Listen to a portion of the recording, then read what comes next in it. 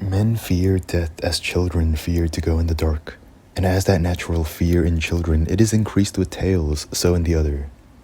Certainly, the contemplation of death as the wages of sin and passage to another world is holy and religious, but the fear of it as tribute due unto nature is weak. Yet in religious meditations there is sometimes a mixture of vanity and of superstition. You shall read in some of the friars' books of mortification that a man should think with himself what the pain is if he have but his fingers end pressed or tortured, and thereby imagined what the pains of death are, when the whole body is corrupted and dissolved, when many times death passeth with less pain than torture of a limb, for the most vital parts are not the quickest of sense. And by him that spake only as a philosopher and natural man it was well said, groans and convulsions, and a discolored face, and friends weeping, and blacks and obsequies, and the like, show death terrible.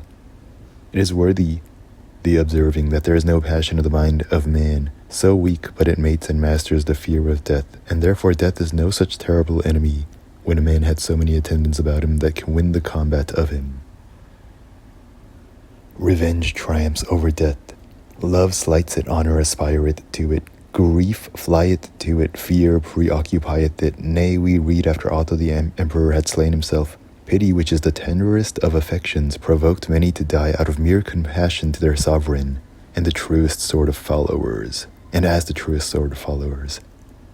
Nay, Seneca adds nicety and satiety, cogita, quam diu idum feceris mori velle non tantem, fortis aut miser, sed etiam fastidious potest. A man would die, though he were neither valiant nor miserable, only upon weariness to do the same thing so oft over and over. It is no less worthy to observe how little alteration in good spirits the approaches of death make, for they appear to be the same men till the last instant.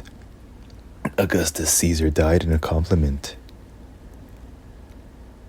Tiberius in dissimulation, as Tacitus saith of him, jam Tiberium veris et corpus non dissimulatio, deserabant Vespasian in a jest sitting upon the stool, Galba with the sentence, Romani holding forth his neck, Severus in despatch, and